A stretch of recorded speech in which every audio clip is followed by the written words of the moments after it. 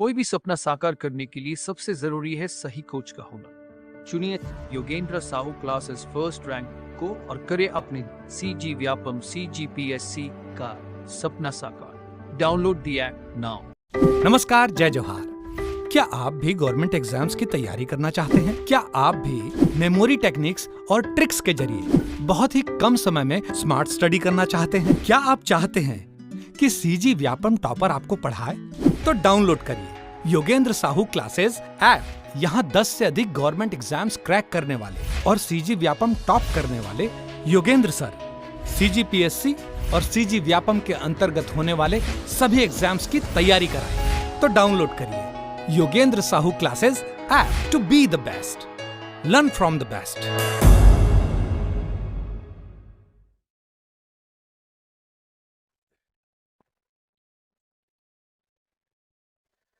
चलिए, पंचायती राज शुरू से एक बार एकदम 5 मिनट में रिकैप करा रहा हूँ।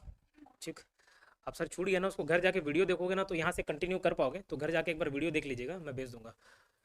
पंचायती राज से संबंधित सामान्य जानकारी ये बताया, लाया क्यों गया था सत्ता का विकेंद्रीकरण करने के लिए, पावर को डिसेंट्रलाइज करने के लिए, ठीक है, बांटने के लिए। किस स्तर पर? गाँव स्तर पर, शहरी स्तर पर। तो ग्रामीण स्तर पर पंचायती राज का प्रावधान किया गया 73वां संविधान संशोधन 1992, शहरी स्तर पर 74वां संविधान संशोधन 1992। ठीक है, इसका हम डेट वाइज पूरा डिटेल देखे थे कि लोकसभा से कब पास हुआ, राज्यसभा से कब, राष्ट्रपति ने हस्ताक्षर कब किया और अधिनियम लागू कब हुआ। तो 22, 23, 24 के बीच में एक डेट घुसाए थे 20। ठीक, अब जो नहीं पढ़ा होगा तो एक बार ध्यान देना है ना। तो 22, 23, 24 के बीच में एक डेट घुसाया क्या? 22 दिसंबर, 23 दिसंबर, 24 अप्रैल और ये 20 अप्रैल। तो 22 दिसंबर को लोकसभा से पास, 23 दिसंबर को राज्यसभा से पास, 20 अप्रैल राष्ट्रपति ने साइन किया। अधिनियम लागू कब हुआ? 24 अप्रैल। ये तीनों डेट आपको सेम मिलेंगे नगरीय निकाय में, 22 दिसंबर, 23 दिसंबर, 20 अप्रैल। लेकिन ये लागू हुआ कब? 1 जून 1993। ये लागू होने की तिथि अलग है, याद करना। देखो, अप्रैल फुल बनाने से रिलेट करके याद कराए थे। तो जो ग्रामीण 24 अप्रैल, नगरी वाला जून में। ठीक है, नगरी जून। ये अनुसूची 11वीं, ये 12वीं, ये 11th शेड्यूल, ये 12th शेड्यूल में डाला गया। शेड्यूल क्या बता दिया था, जब संविधान बनाया तो अलग से शुरुआत में 8 शेड्यूल थे, बाद में संविधान में संशोधन कर करके उसमें 9वां डाला गया, 10वां डाला गया, 11वां डाला गया, 12वां डाला गया। 9वां कब? तो पहले अमेंडमेंट के तहत। 10वां कब? 52nd, 5 दूनी 10 करके याद किए थे, 5 दूनी 10, 10वें, और 10 से ही 10 बदल अधिनियम, तो उसमें 10वीं अनुसूची डाली गई। 11वीं और 12वीं पंचायती राज और नगरीय निकाय से संबंधित है। ठीक है, इस संस्था का नाम क्या है? पंचायती राज। इसका क्या नाम है? नगरीय निकाय। ठीक है, आर्टिकल 243 में था, बाद में इसमें ABCDEFGHO ऐसे डाल दिया गया। ठीक, संवैधानिक दर्जा दिया गया। ये संविधान के भाग 9 में है और ये 9 क में है, 9A में। इसमें 29 विषय हैं, इसमें 18 विषय हैं, सब्जेक्ट्स होते हैं जिन पे नियम कानून बनाने का काम चलता है। ठीक है, नियम कानून बनाने का मतलब कौन से विषयों को राज्य सरकार दे सकती है, कौन से विषयों को केंद्र सरकार दे सकती है, कौन से विषयों को लोकल बॉडीज दे सकती है। लोकल बॉडीज में पंचायती राज, लोकल बॉडीज में नगरीय निकाय। ठीक है, आर्टिकल्स 243A से लेके O तक था और यहाँ पे 243B से लेके ZG तक है। ठीक, 24 अप्रैल को पंचायती राज दिवस मनाया जाता है क्योंकि उसी दिन लागू हुआ यह दिन, छत्तीसगढ़ में पंचायती राज दिवस मनाया जाता है। पंचायती राज निकाय का नामकरण भारत और छत्तीसगढ़ में थोड़ा सा अंतर है। यहाँ ग्राम पंचायत बोलते हैं, इधर भी ग्राम पंचायत। ये जनपद पंचायत है तो ये पंचायत समिति है, और ये जिला परिषद, ये जिला पंचायत है। ये 27 से अब बढ़ के 33 हो जाएगा। ठीक है, ये 146 ही है, ये 11,651। ठीक, नवीन जिलों की जिला पंचायत के गठन के बाद छत्तीसगढ़ में जिला पंचायत 33 हो जाएगी। चलो ठीक है, जमानत राशि ये क्या बताया था, ये अपडेट हुआ है ना, इसको यही फिगर याद रखना, 1000, 2000, 4000, 500 नहीं, ओके, 50% वाला। तो यहाँ पे मैं याद कराया था आपको पहले नगरीय निकाय का, तो वहाँ पार्षद होते हैं जिनका प्रत्यक्ष निर्वाचन होता है। प्रत्यक्ष निर्वाचन मतलब आप खुद चुनाव करने जा रहे हो। ठीक है, खुद चुनाव करने जा रहे हो। तो नगर पंचायत का पार्षद रहेगा, नगर पालिका का पार्षद रहेगा और नगर निगम का पार्षद रहेगा। उसके लिए अमाउंट क्या था? 1000, 2000, 3000। गाँव वाले में बताया था, वहाँ मिस्टेक कर दी, 1000, 2000, 4000 कर दिया। याद रखने का तरीका 1000, 2000, 3000, 1000, 2000, 4000। ठीक है, और रिजर्व कैटेगरी के लिए 50-50%। तो यहाँ सरपंच, जिला पंचायत, जनपद पंचायत सदस्य और जिला पंचायत सदस्य। यहाँ एक व्यक्ति का एक्स्ट्रा डायरेक्ट इलेक्शन होता है, प्रत्यक्ष निर्वाचन होता है। किसका? पंच का। पद से पंच, पद से 50 रुपए, और आरक्षित वर्ग के लिए 25 रुपए हो गया। तो जितने भी रिजर्व कैंडिडेट होंगे, ST, SC, OBC या महिला, सबका 50% लगेगा। जमानत राशि होती क्या बताया कि आपको 1/6 वोट नहीं मिला टोटल वोट का तो जब्त हो जाता है पैसा, ठीक है। यही हम केंद्रीय स्तर पर भी देखते थे। नगरीय निकाय के चुनाव के उम्मीदवारों की जमानत राशि यहाँ पे देख चुके 1000, 2000, 3000 और जस्ट 50% वाला केस। पंचायती राज में वार्ड एवं क्षेत्र संख्या, ये बार बार रिपीट कराने का एकमात्र कारण है, जब आगे बढ़ोगे ना तो पीछे का भूल जाते हैं, है ना। कुछ दिन बाद देखोगे तो पूरा डिलीट हो जाता है, फिर से फ्रेश स्टार्ट करना पड़ता है।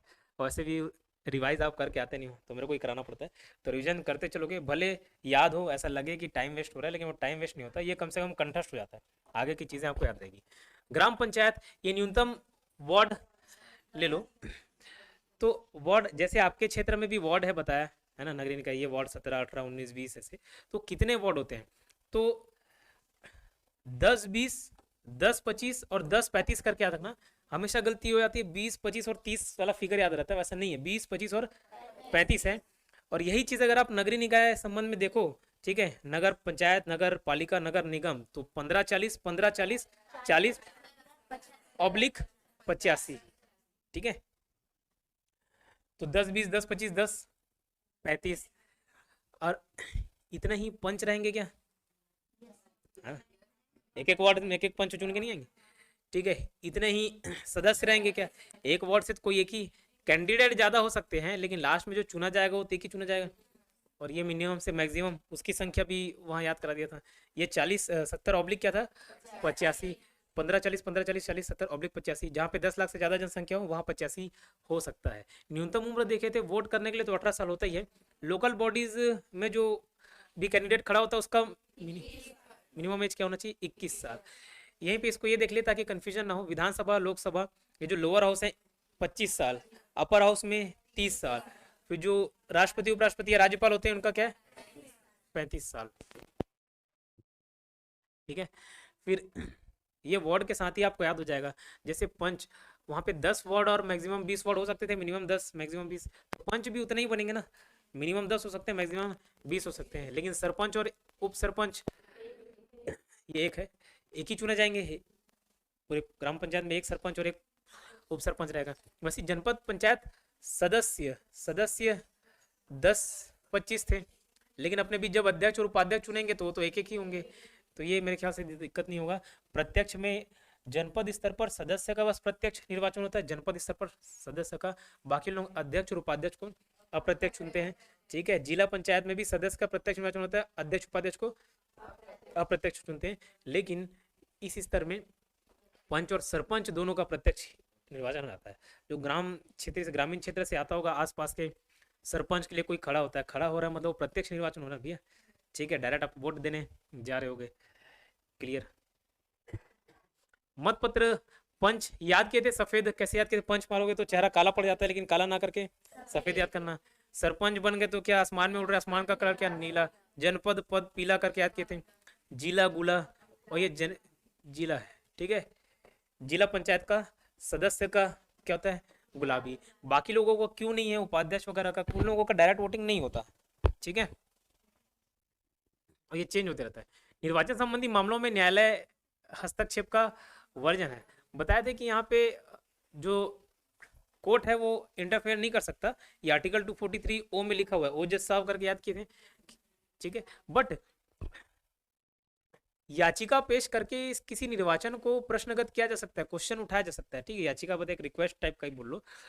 तो ग्राम पंचायत मामले में अनुविभाग के अधिकारी एसडीओ है ना, sub divisional officer revenue department का। ग्राम पंचायत मामले में, जनपद वाले में थोड़ा सा उससे ऊपर जाएंगे कलेक्टर, जिला पंचायत में और ऊपर डायरेक्टर का है ना, संचालक को पंचायत के।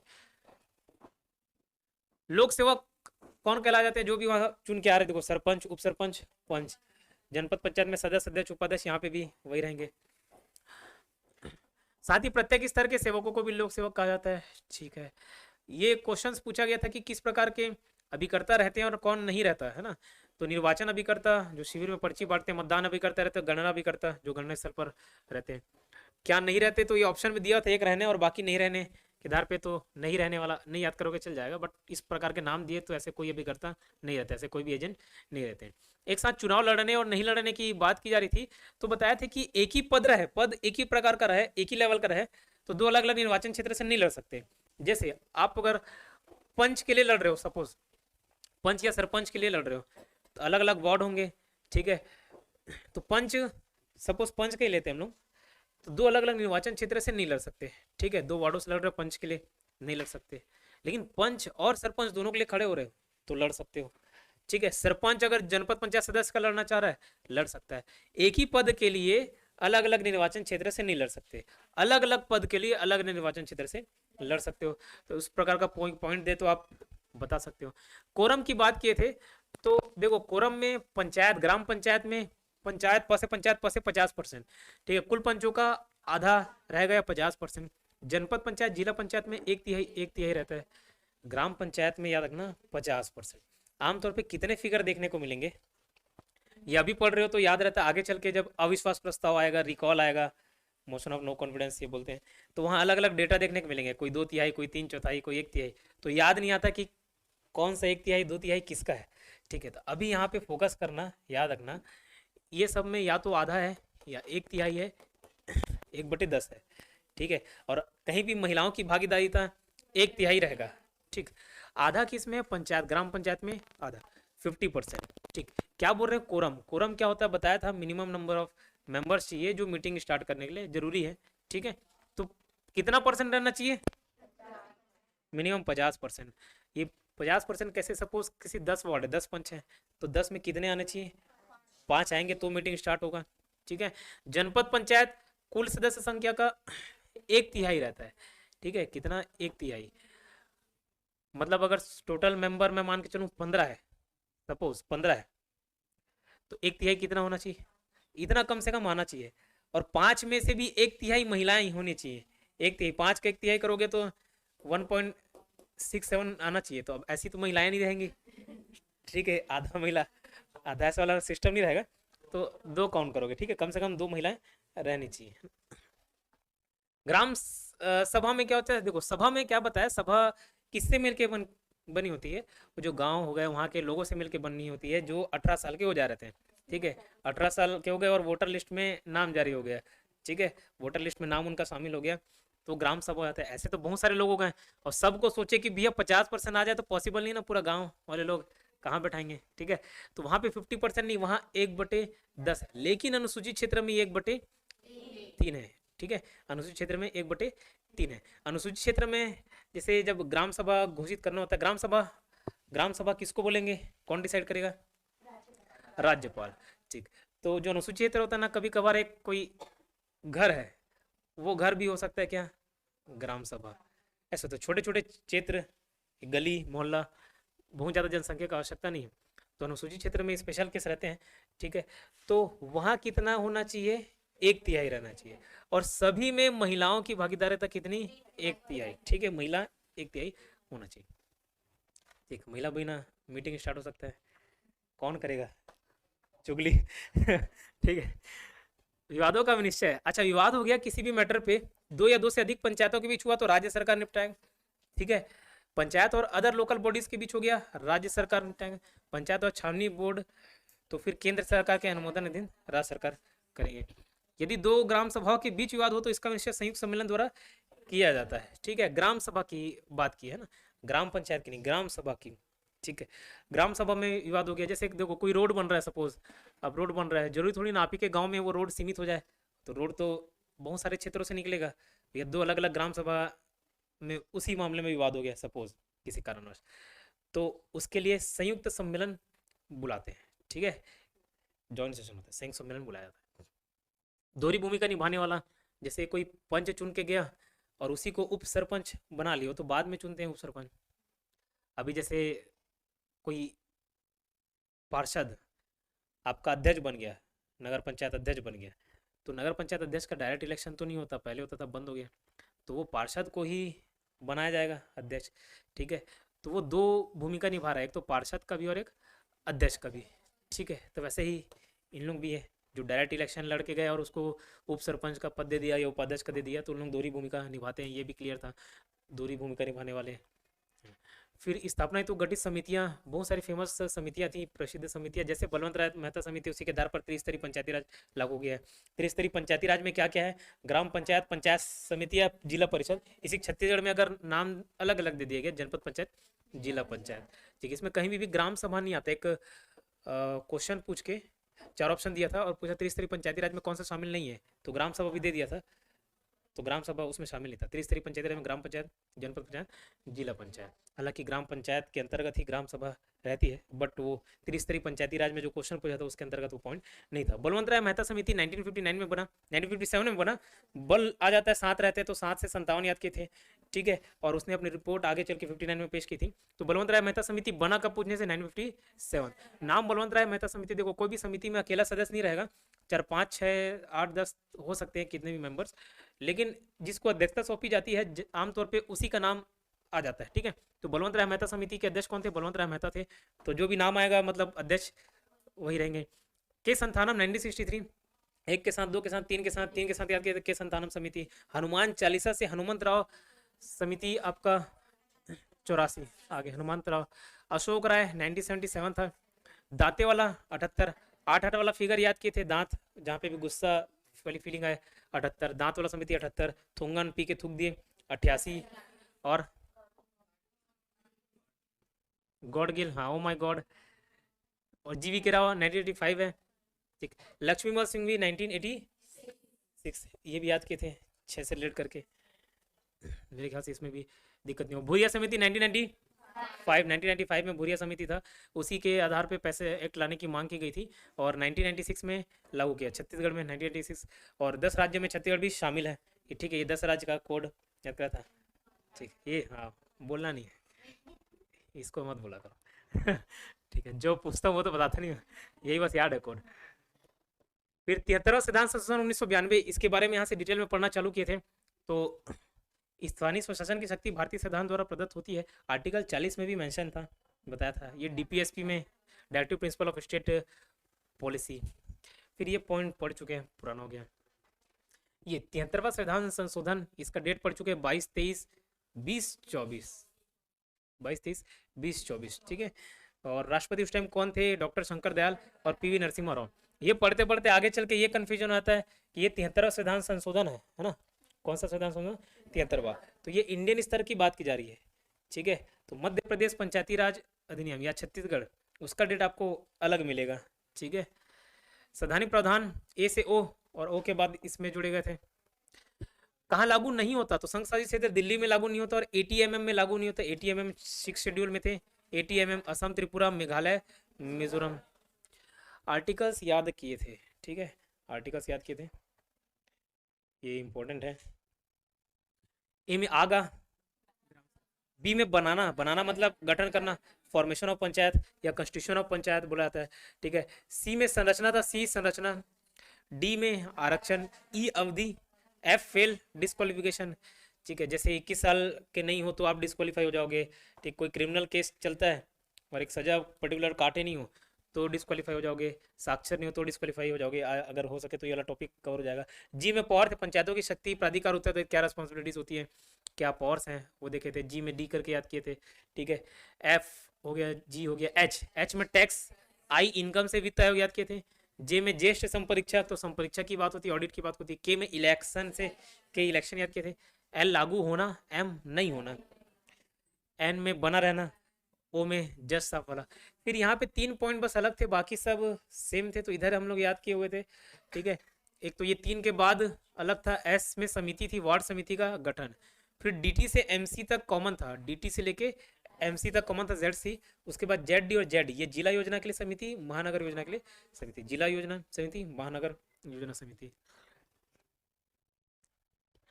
छत्तीसगढ़ में पंचायती राज व्यवस्था 1993, छत्तीसगढ़ में या मध्य प्रदेश पंचायती राज अधिनियम 1993 में मध्य प्रदेश विधानसभा में पास किया गया था। छत्तीसगढ़ सहित अविभाजित मध्य प्रदेश नई व्यवस्था के अनुसार पंचायती राज लागू करने वाला देश का प्रथम राज्य था। 24 जनवरी 1994 को राज्यपाल की अनुमति प्राप्त हुई। ये डेट हम लोग याद कर लेंगे 24-25। ये 30 दिसंबर 24-25, 26 जनवरी के आसपास का डेट है 24-25, याद रह जाएगा।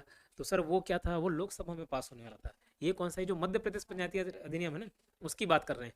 30 दिसंबर विधानसभा से पेश, ठीक है। राज्यपाल का अनुमोदन 24 जनवरी और राजपत्र में प्रकाशित हुआ 25 जनवरी 1994, ठीक है। छत्तीसगढ़ पंचायती राज अधिनियम जब बाद में अलग हुआ तो इसको एक अनुकूलन आदेश पारित किया गया। अनुकूलन आदेश मतलब जैसे वहाँ था एज इट इज उसके अनुकूल ही रहेगा।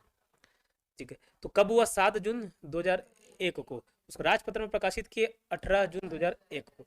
छत्तीसगढ़ में अनुकूलन आदेश लागू कब हुआ? 1 नवंबर 2000 से। कब? 1 नवंबर 2001 से। लेकिन पंचायती राज अधिनियम चले कब से आ रहा है?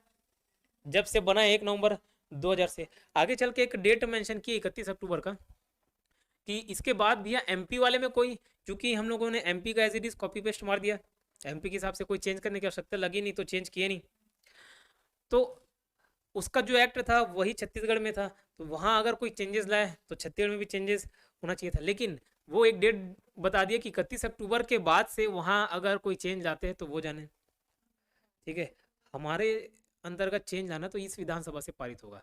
ठीक है, 31 अक्टूबर 2001 के बाद एमपी के पंचायती राज अधिनियम में जो भी संशोधन हुए हैं, संशोधन मतलब अमेंडमेंट, जो भी अमेंडमेंट हुए हैं छत्तीसगढ़ राज्य में लागू नहीं होंगे।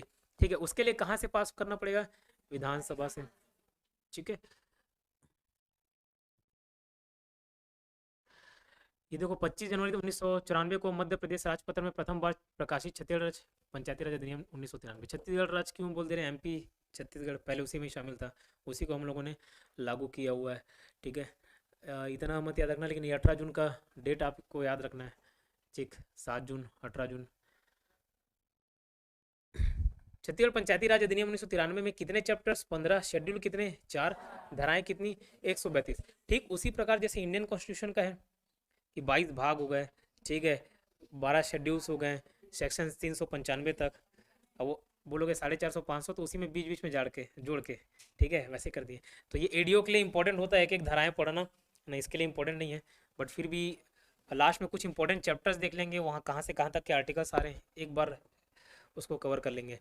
छत्तीसगढ़ ई पंचायत प्रोजेक्ट, एक क्वेश्चन पूछा गया था, इंपॉर्टेंट था। पंचायत प्रोजेक्ट प से पंचायत प से 5, प से पंचायत प से 5, 26 जनवरी 2005 को लागू हुआ। छत्तीसगढ़ पेशा अधिनियम 1996 में लागू हुआ। 1995 में जो भूरिया समिति के अनुशंसा पर 1996 में लागू किया गया था, उसी की सिफारिश पर ये था।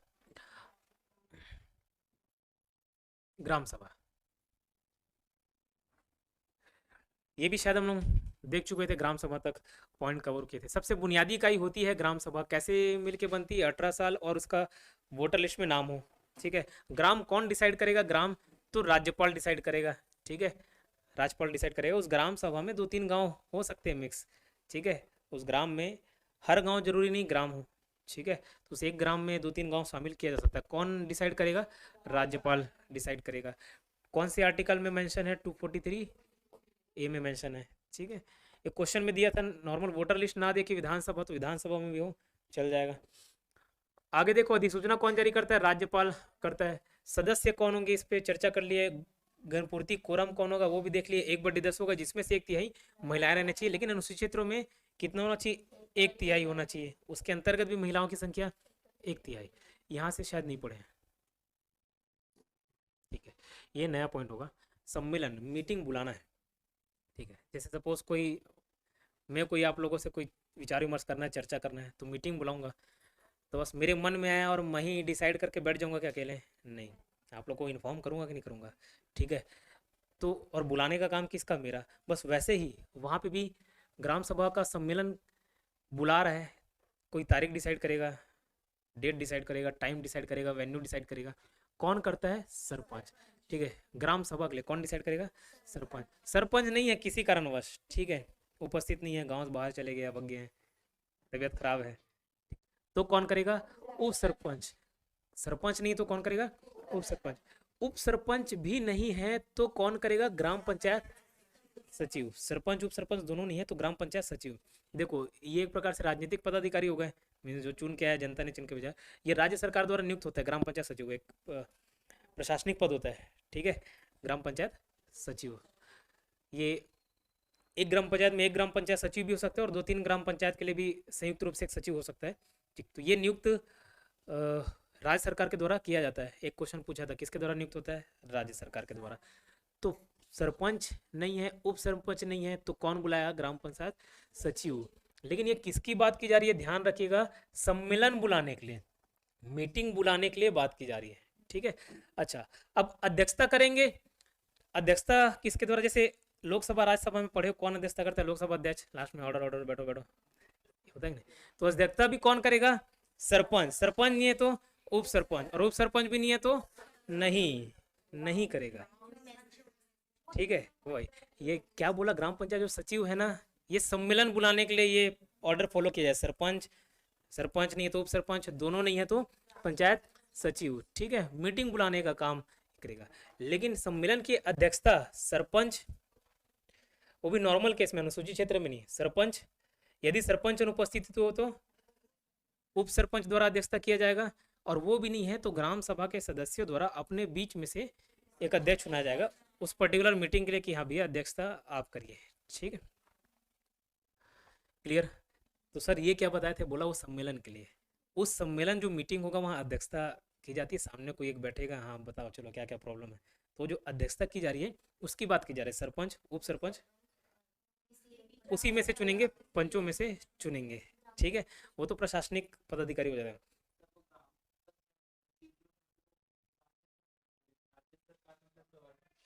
गवर्नर, राज्य सरकार मतलब छत्तीसगढ़ गवर्नर, जैसे ये पीएससी के पद के थ्रू तो ये रिक्रूट होता है मेरे ख्याल से, ग्राम पंचायत सचिव पीएससी रहता है, तो जैसे पीएससी के जितने भी पद होते हैं ज़्यादातर डिप्टी कलेक्टर, तो वो भी राज्य सरकार नियुक्त करता है, बस वैसे ही वो भी राज्य सरकार नियुक्त करेगा, ठीक है। अगर उसको राज्यपाल भी नियुक्त कर रहा है, अपॉइंटमेंट लेटर जारी हो रहा है, वो भी राज्य सरकार के अंतर्गत आ रहा है। राज्य सरकार मतलब आपका विधानसभा, विधान परिषद और राज्यपाल, तीनों इंक्लूड हैं उसमें, ठीक है, क्लियर। पंच रहा, सरपंच रहा तो सरपंच करेगा, नहीं रहा तो उप सरपंच, लेकिन दोनों नहीं रहे तो उसकी उस स्थिति में क्या, ग्राम सभा के सदस्यों में से बीच में से चुना जाएगा, ना कि ग्राम पंचायत सचिव। तो किसके लिए था, बार बार बोल रहा हूँ, लास्ट में बहुत दिक्कत कन्फ्यूजन होता है, ठीक है, और ज़्यादा पढ़ा दो पंचायती राज में तो no study no confusion, more study more confusion, ठीक है, क्लियर, ठीक है।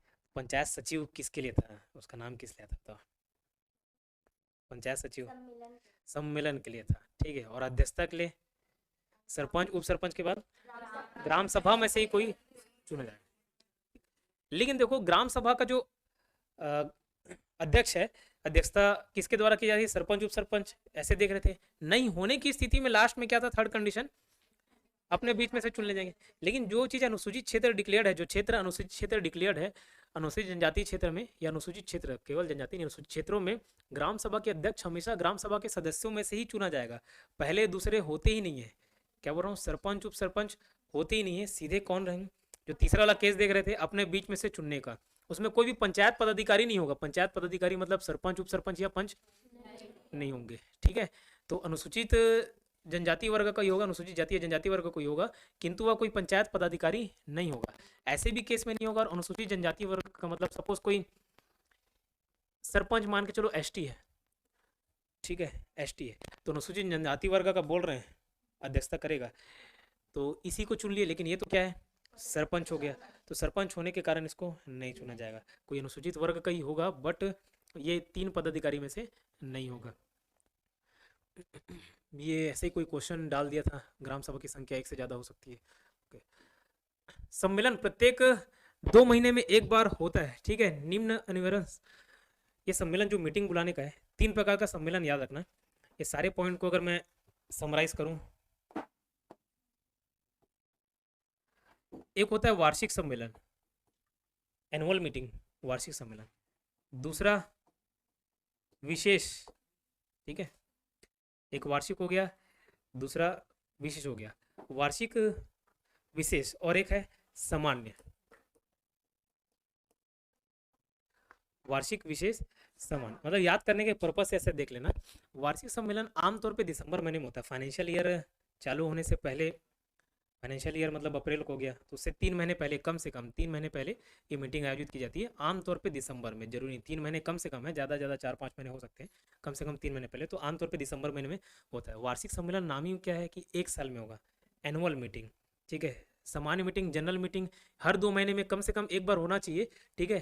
तो इस तरीके से साल में कितना हो गया, 6 बार। लेकिन ये मिनिमम है, मैक्सिमम कितना हो सकता है, हाँ उसका कोई मेंशन नहीं है, मैक्सिमम कितने बार भी हो सकता है, मतलब आवश्यकता पड़ी तो, ऐसे नहीं कि हर रोज मीटिंग चल रहा है। तो 23 जनवरी, 24 अप्रैल, 20 अगस्त, 2 अक्टूबर, ये 4 डेट आपको याद रखना ही है। साथ में जून और 1 नवंबर, जून और नवंबर में भी होना चाहिए, देखो 23 जनवरी पड़ता है किसका जयंती मालूम? सुभाष चंद्र बोस। 14 अप्रैल किसको जयंती? 20 अगस्त राजीव गांधी। 2 अक्टूबर गांधी जयंती। ये 4 डेट फिक्स आपको याद रखना है। इसके अलावा 2 और कब हो जाता है, एक जून में और एक नवंबर में, ठीक है। मतलब अप्रैल के बाद मई जून, जुलाई अगस्त, सितंबर अक्टूबर, ठीक है। मतलब 2-2 महीने के हिसाब से ऐसे याद हो जाएगा। फिर नवंबर, फिर दिसंबर, जनवरी, तो 2-2 महीने करके हो गए 6 बार। ये है क्या, कम से कम। तो ये सामान्य बैठक हो गया। अब बुलाते हैं बैठक तो हालांकि 23 जनवरी 14 ये फिक्स है, या जून में कोई डेट फिक्स कर दिए तो सामान्य बैठक तो है ना, लेकिन उससे पहले सूचना भी दी जाती है, या अनाउंसमेंट करेंगे या किसी प्रकार के लिखित हो गए, मौखिक हो गए, सूचना देंगे। तो आमतौर पे सामान्य रूप से कितने दिन पहले सूचना देना होता है? 7 डेज। कितने? 7 डेज। लेकिन एकदम विशेष कोई ऐसा स्थिति आ गया, सपोज जैसे कोरोना ही था, उसके संबंध में क्या निर्णय लेना है क्या नहीं, उसके संबंध में कोई विशेष बैठक बुलाया जाए, इमरजेंसी मीटिंग कोई बुलाया जाए, तो उस इमरजेंसी के केस में कितने दिन पहले? सामान्य वाले में 7 दिन, इमरजेंसी कोई बैठक हुई बुलाए तो क्या 3 दिन, ठीक है। इमरजेंसी मतलब नॉर्मल, ये सब सामान्य अधिवेशन है ये महीने में। कि कोई इमरजेंसी बैठक बुलाना हो तो कितने दिन पहले? 3 दिन। याद रखना इमरजेंसी के केस में 3 दिन, बाकी सब में 7 दिन पहले। एक विशेष कैसा होता है? विशेष मतलब इन तिथियों में तो बैठक होना अनिवार्य है, लेकिन 2 ऐसे केस हैं जिसमें और मीटिंग हो सकती है। ग्राम सभा के कुल सदस्य संख्या 1/3 सदस्यों द्वारा, ग्राम सभा के कुल सदस्य संख्या के 1/3 सदस्य। वो बोलो कि सर ग्राम सभा वाले में तो 1/10 बताए थे, ये बोल रहा हूँ, ये डिजिट्स फिगर अभी बताते चल रहा हूँ, तो हाँ ये याद रहेगा। जब बहुत सारे मिक्स हो जाते हैं, पूरा टॉपिक कवर होने के बाद कंफ्यूजन क्रिएट होता है। 1/10 क्या था? कोरम वाला था। तो ये क्या है? विशेष बैठक के स्थिति में, मतलब ग्राम सभा के कुल सदस्य, सपोज 300 का फिगर है, 300 का 1/3 कितना होता है? 100। तो 1/3 लोग, मतलब 1/3 लोग मांग कर रहे हैं, तो कुछ विशेष बात होगी तभी मांग कर रहे हैं। उन लोग लिखित में मांग की जाए तो 30 दिन के भीतर ग्राम सभा का सम्मेलन करना आवश्यक होगा। सरपंच को मांग करते हैं लोग, ठीक है, सरपंच को मांग करते हैं। तो किसको मांग करेंगे? सरपंच को। तो 1/3 सदस्य अगर मांग की जाए तो कितने दिन के भीतर? 30 दिन के भीतर सम्मेलन कराना क्या है? अनिवार्य है, ठीक है। दूसरा, अब इसके ऊपर हेड कोई बुला ले। ऊपर हेड मतलब एक तो ग्राम सभा तो ग्राम पंचायत वाला हो गया, उसके ऊपर कौन होता है? जनपद। उसके ऊपर कौन होता है? जिला। तो जनपद पंचायत या जिला पंचायत, मतलब इसके अंतर्गत अध्यक्ष, उसका पूरा दारोमदार किसके ऊपर रहता है? अध्यक्ष के ऊपर। तो जनपद पंचायत या जिला पंचायत या कलेक्टर आदेश किए जाने पर 30 दिन के भीतर ग्राम सभा का सम्मेलन कराना अनिवार्य है, ठीक है। इन लोग का मीटिंग कराना अनिवार्य है, कंपलसरी है। तो क्या बताया, देखो 7 दिन मिल गया, 3 दिन मिल गया और 30 दिन मिल गया। 7 दिन, 3 दिन, 30 दिन मिला। 3 दिन एकदम इमरजेंसी मीटिंग हो तो, 7 दिन नॉर्मल केस में, ये सब नॉर्मल केसेस है ना। और 30 दिन वाला क्या था? जो ये विशेष ग्राम सभा के कुल सदस्यों को लग रहा है कि किस टॉपिक पर चर्चा करना है, भैया आओ मीटिंग करो, तो 1/3 लोग मांग करेंगे तो जाके होगा। ऐसा नहीं कि मेरा अचानक से मन किया मिलने का, ठीक है, वो मीटिंग में वो हुआ थे, तो ऐसा नहीं। 1/3 लोग राजी होना चाहिए, ठीक है। और जनपद पंचायत, जिला पंचायत, मतलब इस पंचायत के ऊपर जो भी स्तर के हैं, जैसे जनपद पंचायत हो गया, जिला पंचायत हो गया या कलेक्टर बुलाए तो भी ग्राम सभा का सम्मेलन कराना अनिवार्य हो जाता है, ठीक है, 30 दिन के भीतर। तो डेट में कोई कंफ्यूजन नहीं होगा। 3 दिन, 7 दिन, 30 दिन कैसा? ग्राम सभा वाले बुला ले 30 दिन, जनपद पंचायत, जिला पंचायत, कलेक्टर बुला ले 30 दिन के अंतर्गत कराना है, ठीक है। सूचना देना नहीं था, वो 30 दिन के अंतर्गत कराना है, ठीक है। 30 दिन के अंदर कोई मीटिंग बुलाएंगे। और ये जो सूचना देने वाला था, सामान्य बैठकों में 7 दिन और ये 3 दिन, मतलब सूचना देना है। जिनको मीटिंग या तो अनाउंस करवा देते हैं वो साइकिल में बैठ के, इस दिन बैठक है, अनाउंस करवा दिए, तो वो 7 दिन या 3 दिन वो केस है, ठीक है।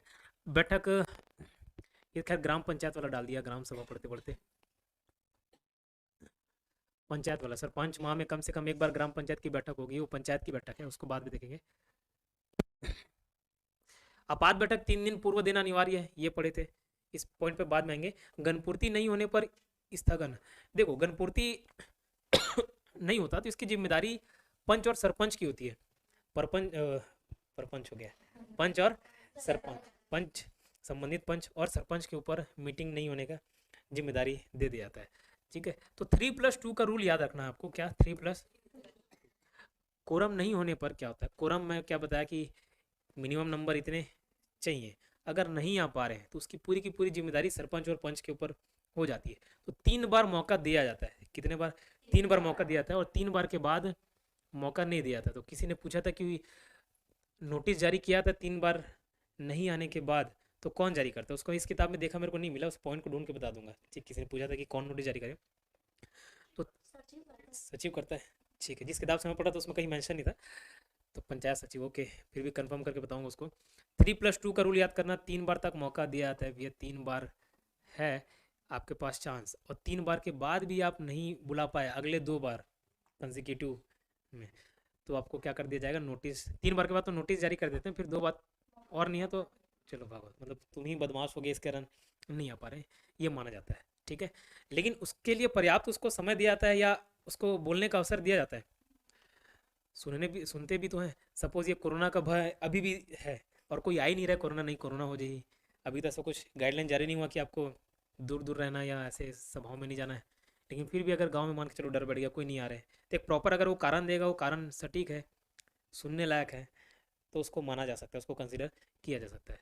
फिलहाल बैठकों की कोरम के लिए, कोरम गणपूर्ति, रेस्पॉन्सिबल कौन रहते हैं, कौन उत्तरदायी रहते हैं, कौन रेस्पॉन्सिबल रहते हैं, सरपंच सरपंच।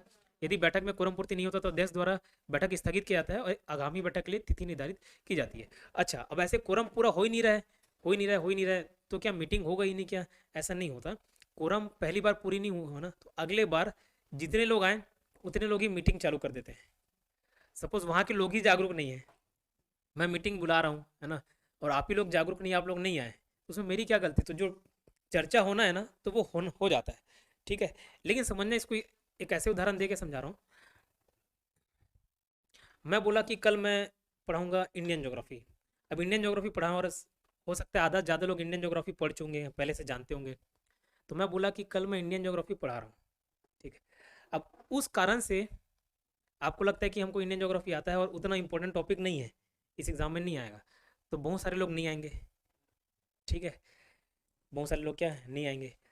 अब इंडियन ज्योग्राफी में मेरा मूड खराब हुआ है, नहीं आया यार, एक काम करता हूँ पॉलिटी पढ़ा देता हूँ, और पॉलिटी बहुत ज़्यादा जरूरी है, तो पॉलिटी पढ़ा दूँ तो गलत होगा कि नहीं गलत होगा? नाइंसाफी होगा।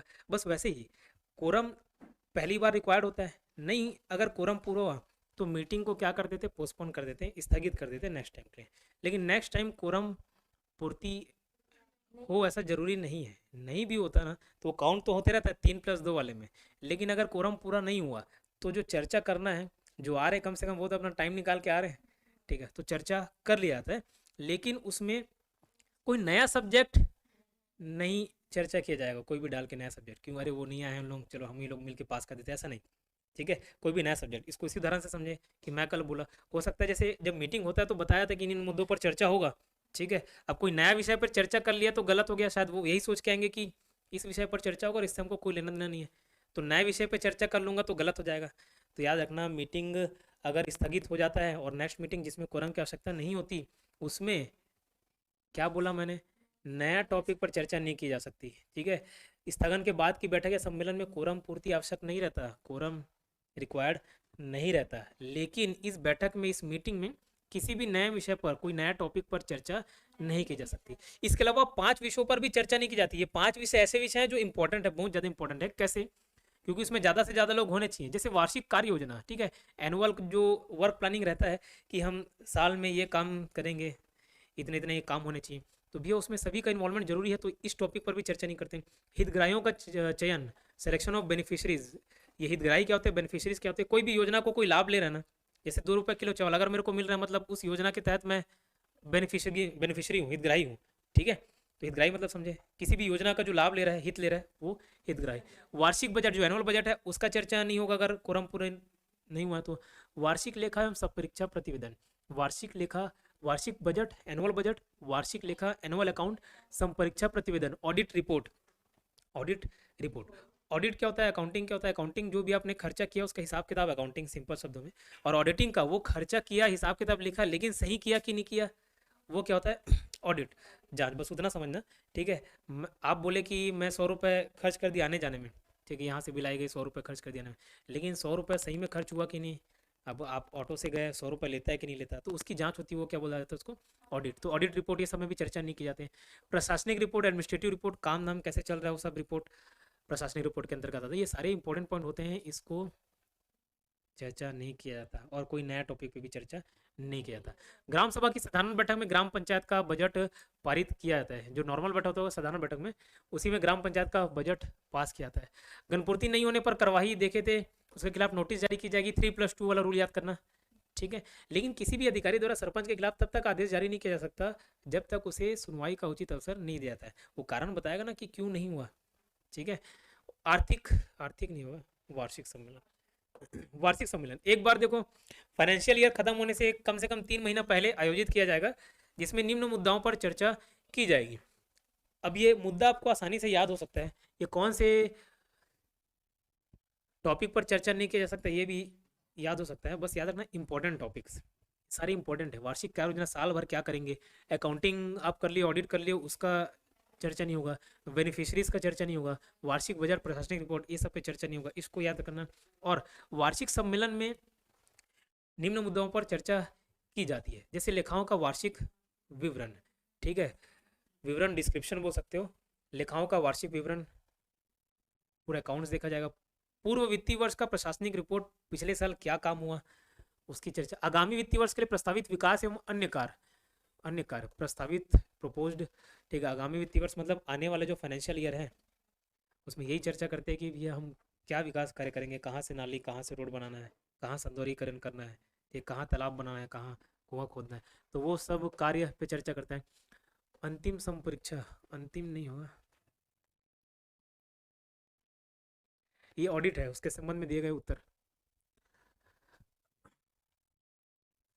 संपरीक्षा ऑडिट है। देखो ऑडिट रिपोर्ट और उसके संबंध में दिए गए उत्तर। आपत्ति लगाना क्या होता है, जैसे आपने, मैं बोला एक खर्चा है, एक बिल्डिंग बनाए और बिल्डिंग में जहाँ पे 1 लाख रुपए खर्च होना चाहिए था वहाँ 5 लाख खर्च कर दिए, ठीक है। तो अकाउंटिंग करेगा, बताएगा कि भैया ये बिल्डिंग बनाया मैंने, ये पंचायत भवन बनाया, 1 लाख रुपए खर्च किए, ठीक है।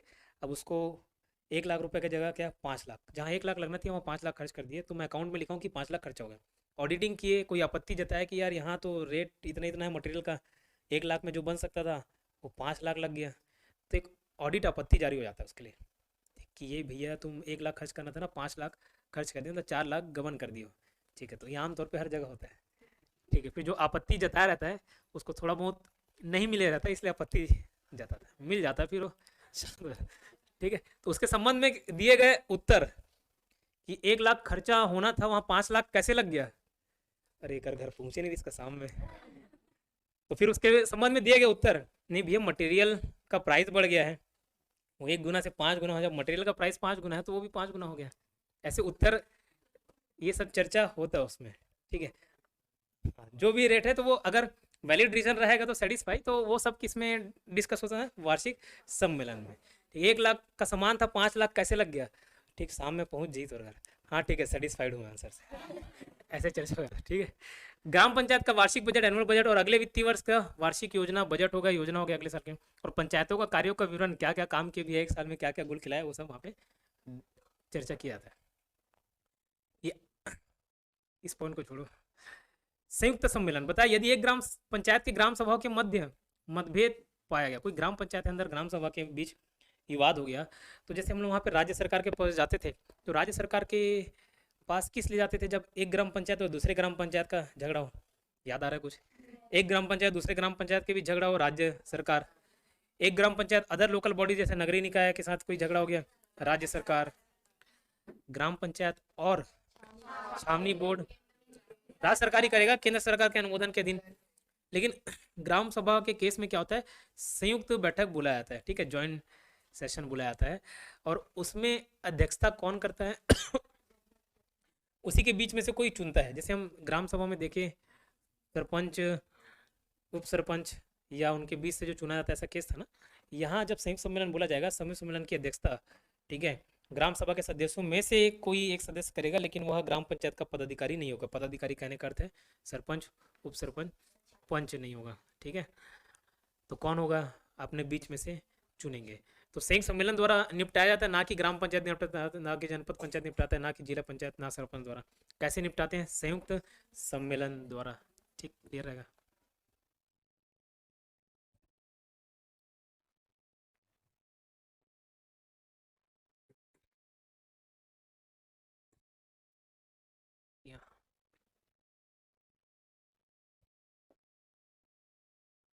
ये ग्राम पंचायत ग्राम सभा की शक्तियाँ एवं कृत्य।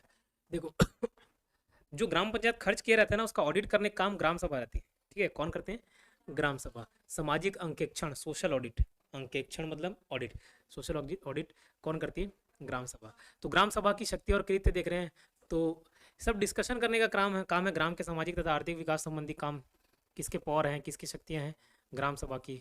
ठीक है, विचार करने का काम, जो भी वार्षिक रिपोर्ट, वार्षिक लेखा बनाए, annual report, annual accounting report, annual auditing report, उस संबंध में विचार करने का काम किसका रहता है? ग्राम सभा का रहता है। ठीक, एक इंपॉर्टेंट पॉइंट आपको याद रखना है, ऑडिट, ग्राम पंचायतों के कार्यों का सामाजिक ऑडिट, सोशल ऑडिट कौन करता है? ग्राम सभा करती है। एक पॉइंट पूछा गया था निगमित निकाय, तो निगमित निकाय पंचायती राज नगरीय निकाय को ही बोला जाता है। ठीक है, निगमित निकाय।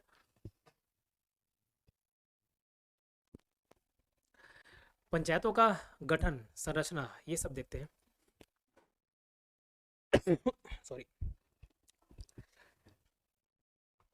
इसको लिखा बहुत कुछ है, कंफ्यूज नहीं होना, एकदम शॉर्ट में याद रखना। पहले तो देखो ग्राम पंचायत, जनपद पंचायत और जिला पंचायत, ये देखते हैं। ठीक है, ग्राम पंचायत, जनपद पंचायत और जिला पंचायत।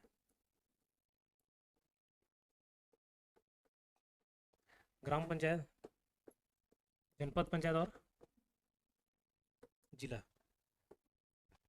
ये क्या था? 10, 20,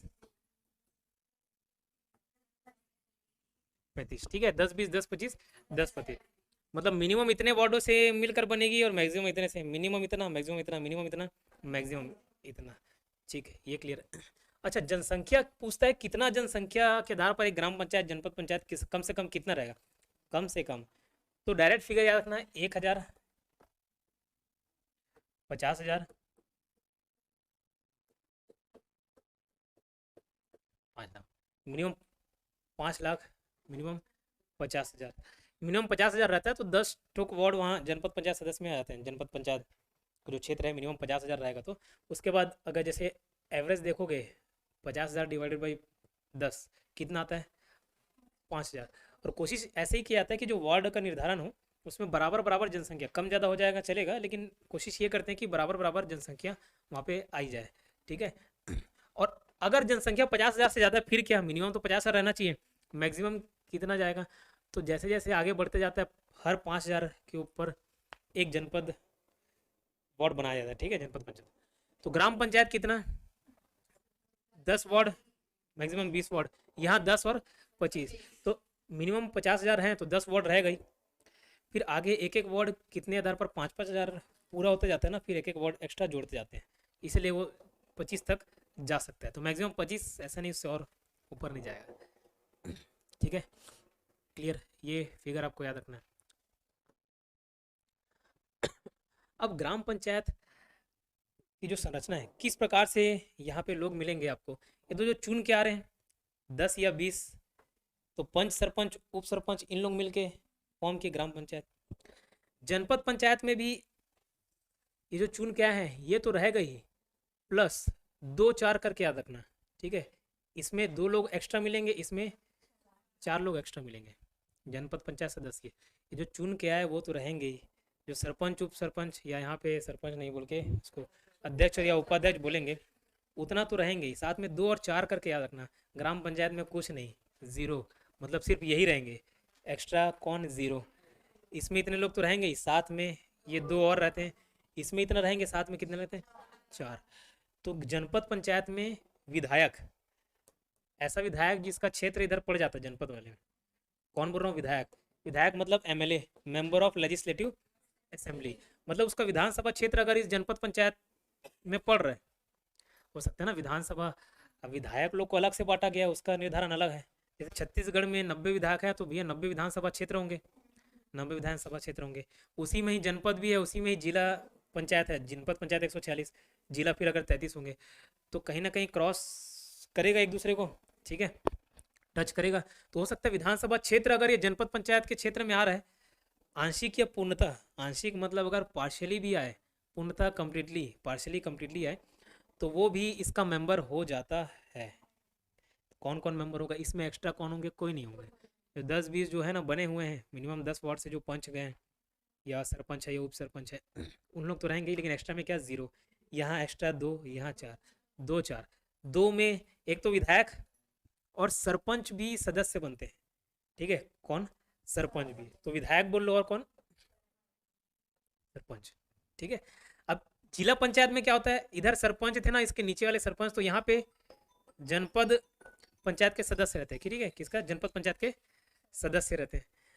उसके बाद पहला जनपद वाला हो गया, दूसरा विधायक एमएलए, दूसरा सांसद, लोकसभा सांसद,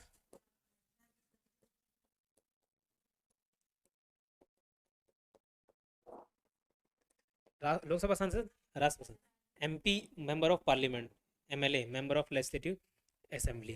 तो क्या सभी विधायक, सभी लोकसभा सांसद, सभी राज्यसभा, सभी क्यों? पूरा 90 थोड़ी जोड़ दोगे। जिसका निर्वाचन क्षेत्र उस क्षेत्र में पड़ रहा है, उस जनपद क्षेत्र में आ गया तो वो विधायक, उस जिला पंचायत के क्षेत्र में आ गया, उस क्षेत्र में। समझ आ रहा क्या बात? नहीं मिला। राज्यसभा भी 5 चुने जाते हैं, ठीक है। तो उसका भी क्षेत्र अगर आ गया 5, छत्तीसगढ़ में टोटल 5 है, ठीक है। तो वहाँ का अगर वोटिंग लिस्ट बोल रहे हो क्या, ठीक है, उसमें अगर नाम आया कैसे भी तो क्या होना है, इसमें शामिल हो जाएगा। बाकी जो पूछ रहे हो उसको एक बार और क्लियर करके बता दूंगा। जनपद वाले में 2, जिला वाले में 4, एक्स्ट्रा में 0 2 4, ठीक है। अब लेकिन क्या बोला, आंशिक या पूर्णतः किसी भी तरीके से, कुछ बोल रहे थे, कुछ बोला नहीं, आंशिक या पूर्णतः आ गया वोटिंग लिस्ट में नाम, या उसका निर्वाचन क्षेत्र में नाम आ गया तो कौन? इधर के केस में 2 लोग। अच्छा, सरपंच क्या? सरपंच अब ऐसा बोलेंगे कि भैया यहाँ पे, चलो ठीक है, सरपंच इधर कौन? जनपद पंचायत सदस्य। यहाँ पे जनपद पंचायत जब सदस्य लिया जाता है ना, तो जनपद पंचायत सदस्य तो बहुत सारे हो गए, ठीक है, 10 या 20, सपोज मैं मान के चलता हूँ 10, तो 10 के 10 को बना देंगे क्या? नहीं। तो उस केस में क्या करते हैं, जैसे 5 साल के लिए कार्यकाल है ना, 1/5 हिस्सा निकालते हैं उसका, 1/5 करते हैं। कैसे? लॉटरी निकालते हैं, पहले बार के लिए लॉटरी निकालेंगे, नाम लिखे, चिट्ठी डाले और निकाले। तो जैसे 5 है तो 1/5 मतलब कितना? 2। तो कोई भी 2 लोगों को चुनेंगे। अगर वो 2 नहीं आया, अगर वो 2 आ गया, अगले बार के केस में वो नहीं रहेंगे, फिर 8 लोगों का पर्ची बनाएंगे, ठीक है। उस 8 में से निकालेंगे 2, फिर वो 2 नेक्स्ट टाइम नहीं रहेंगे, तो कौन रहेगा? बचे 6 में से। ऐसे 2-2 करके 10 सदस्य हो जाएंगे 5 साल तक, ठीक, क्लियर। तो क्या रखना? मिनिमम 10 20 10 25 10 35 1000 50,000 5 लाख की जनसंख्या, ठीक है, इतना मिनिमम रहना चाहिए।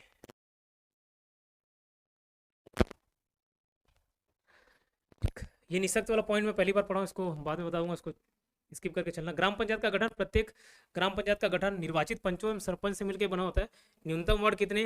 10 और 20। वार्ड गठन के समय यह ध्यान रखना चाहिए कि वार्ड की जनसंख्या समान होगी, ध्यान रखना चाहिए। बोला एज इट इज एकदम 5002, तो उधर भी 5002, ऐसा नहीं, कम ज़्यादा हो सकता है क्षेत्र का निर्वाचन, ठीक है। और प्रत्येक 1000 जनसंख्या पर कितने? एक, ठीक, इस पॉइंट को छोड़ना। जनपद पंचायत, प्रत्येक टोटल इसमें कितने होना चाहिए? 50,000 होगा, 50,000 जनसंख्या पर एक जनपद पंचायत। और देखो उसमें जो वार्ड है ना, उसका निर्वाचन क्षेत्र अगर 5,000 ऐसे निकाल के देखोगे, 50,000 डिवाइड बाई 10 करोगे, कितना आता है? 5,000। फिर और जनसंख्या बढ़ते गया तो हर 5,000 पे कितना एक एक वार्ड बनते जाएगा, ठीक है। अब इसके मेंबर कैसे मिलके बनते हैं? देखो, एक जनपद पंचायत क्षेत्र में सदस्यों की न्यूनतम संख्या 10 एवं अधिकतम 25 हो सकती है, ये तो होंगे ही होंगे। एक राज्य विधानसभा के ऐसे समस्त सदस्य जो उस निर्वाचन क्षेत्र के भीतर पूर्णतः या अंशतः पड़ते हैं, ठीक है, लेकिन वो ग्रामीण होना चाहिए। ग्रामीण निकाय देख रहे हैं, ग्रामीण स्तर पर देख रहे हैं। अब ग्रामीण और नगरीय कैसे? 50% से ज़्यादा जनसंख्या नगरीय क्षेत्र में आ गया तो नगर का, तो ग्रामीण। 50-50 वाला केस नहीं, ठीक है, या तो ग्रामीण या तो शहरी। यदि राज्य विधानसभा का ऐसा सदस्य जिनका निर्वाचन क्षेत्र पूर्णतः नगरीय क्षेत्र में पड़ता है, तो जनपद पंचायत का सदस्य बनने योग्य नहीं होगा, ठीक है। उसके बाद जनपद पंचायत क्षेत्र के कुल सरपंचों का कितना? 1/5। उस जनपद पंचायत क्षेत्र में जितने भी पंच सरपंच आ रहे हैं, ग्राम पंचायत आ रहे हैं, ठीक है, उसका 1/5 जाएगा, निकाला जाएगा। लॉटरी सिस्टम रहता है, शुरू के 2 चुने, फिर अगले बार 2 नहीं चुने, अगर 10 है तो, ठीक है। विहित प्राधिकारी कहाँ पे? लॉटरी, उसका आइडिया नहीं, उसका आइडिया नहीं है विहित प्राधिकारी। ठीक है, फिर जिला पंचायत में कैसे? प्रत्येक निर्वाचन क्षेत्र की जनसंख्या ये 50,000 है, बट ओवरऑल कितना होना चाहिए? 5 लाख। अगर जैसे 10 से डिवाइड करो, मिनिमम 10 और मैक्सिमम कितना हो सकते हैं? 35। तो हर 10 में कितना आएंगे? 50,000। ठीक है, फिर इन लोग शामिल होंगे। फिर लोकसभा के मेंबर, राज्यसभा के मेंबर, विधानसभा के मेंबर, लेकिन वो किस क्षेत्र के होने चाहिए? ग्रामीण क्षेत्र के होने चाहिए। ठीक है, इतना क्लियर? निःशक्त वाला पॉइंट छोड़ना। आरक्षण, आरक्षण पर डिस्कस करते। देखो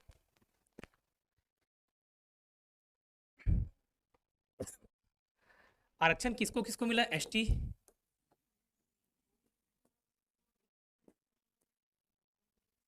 महिला तो 1/3 आधा कर रहेंगे, 1/3 और आधा। एसटी सी अगर कैटेगरी वाइज देखा जाए, एसटी में भी महिला रहेंगे, एससी में सभी महिला रहेंगी, महिला हर जगह है। तो परसेंटेज के आधार पे कोई ग्रामीण क्षेत्र ले लो, कोई भी जहाँ पे चुनाव होने वाला है ना, तो वहाँ एसटी सीट कितने होंगे, एससी सीट कितने होंगे, ओबीसी सीट कितने होंगे, इसका निर्धारण कैसे करते हैं? वहाँ की जनसंख्या के आधार पे। ठीक है, सपोज एसटी की जनसंख्या कितनी है? 10% है, एससी का 20% है, तो कोई सीट मैं मान के चल रहा हूँ 10 सीट है, तो 10 का 10% कितना? 1 एसटी के लिए हो जाएगा, एससी के लिए कितना? 2 हो जाएगा। अगर एसटी और एससी का मिला के 50% से ज़्यादा नहीं हो रहा है, 50% से ज़्यादा, 50% नहीं हो रहा, 50% से ज़्यादा नहीं हो रहा है, तो पूरा का पूरा 25%, फिर ये जनसंख्या के आधार पर नहीं होगा, पूरा का पूरा 25% आरक्षण किसको मिल जाएगा? ओबीसी को मिल जाएगा। ठीक, मतलब 10 सीट हैं तो 2.5 ना करके उसको 3 सीट उसके लिए डाल देंगे, किसके लिए? ओबीसी के लिए। ठीक, तो छत्तीसगढ़ पंचायती राज अधिनियम 1993 में प्रावधान कौन से आर्टिकल में था? आर्टिकल 243। आरक्षण का अनुपात उस वर्ग की कुल जनसंख्या के अनुपात के आधार पर होगा। ठीक है, 50% से कम स्थान आरक्षित किए गए हैं, तो वहाँ का कुल स्थान का कितना परसेंट हो जाएगा? 25% ओबीसी को मिल जाता है, फिर वहाँ जनसंख्या नहीं देखा जाता। अगर 49% भी हो रहा है, 25 चुन लिया जाएगा। ठीक है, प्रत्येक ग्राम पंचायत में महिलाओं के लिए आधा स्थान 50% आरक्षित रहेगा। एक्चुअल में देखो, ये राज्य सरकार का विषय हो जाता है कि वो कितना परसेंट महिलाओं को आरक्षण दिया जाए। ठीक है, तो कई जगह 1/3 है भारतीय स्तर पर, लेकिन कुछ राज्य ऐसे हैं जिसमें छत्तीसगढ़ भी शामिल है, उन्होंने महिला सशक्तिकरण की ओर कदम बढ़ाने के लिए महिलाओं को कितना? 50% कर दिया। यदि किसी ग्राम पंचायत में एसटी, एससी, ओबीसी वर्ग से कोई जनसंख्या नहीं है, तो ये दूसरा पॉइंट हो गया। ग्राम पंचायत में महिलाओं के लिए आधा स्थान आरक्षित रहेगा, 50%। अच्छा, ये अगर 10% वहाँ पे जनसंख्या नहीं है एसटी का, क्या कर दिया जाता है? General category. हो सकता है किसी पारा वगैरह में, किसी मोहल्ले में एसटी एससी की जनसंख्या नहीं हो, तो फिर वो वहाँ से कौन लड़ेगा? जनरल कैटेगरी का कैंडिडेट लड़ेगा। ठीक है, क्लियर? कार्यकाल, पंचायतों का कार्यकाल ये देखते हैं। देखो कार्यकाल ऐसे अगर ईयर पूछा है तो 5 साल के लिए रहता है। ठीक है, कितने साल के लिए? 5। लेकिन ये 5 साल कहाँ से डिसाइड करेंगे? तो पहले सम्मेलन। ठीक, पहले सम्मेलन की डेट से कितने साल तक के लिए? 5 साल। कोई बीच में जिसका डायरेक्ट इलेक्शन होता है, ठीक है, जैसे सरपंच की मृत्यु हो गई है ना, या पद त्याग कर दिया, तो 6 महीने के अंतर्गत उसका क्या करना पड़ेगा? चुनाव। 6 महीने के अंतर्गत चुनाव कराना पड़ेगा। और अगर देखो चुनाव होने के लिए, नेक्स्ट चुनाव होने के लिए ही 6 महीना बच जाते हैं ना, तो ऐसा कोई चुनाव नहीं हो, 6 महीने के लिए बचा है और क्या चुनाव कराएंगे? तो 5 साल कहाँ से काउंट होते हैं? जब से पहला सम्मेलन हो। ठीक है,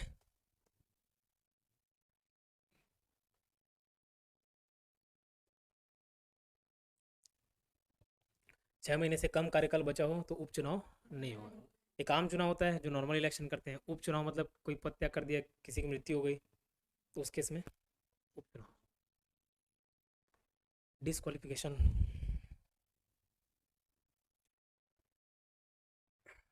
टू 43F, एफ में फेल से हम लोग डिस्क्वालिफिकेशन करते हैं, नहीं रहता है। ठीक है, तो किस किस केस में डिस्क्वालीफाई हो जाएगा? एक तो 21 साल का नहीं है तो चुनाव नहीं लड़ सकता। मिनिमम एज क्या होना चाहिए? 21 साल होना चाहिए।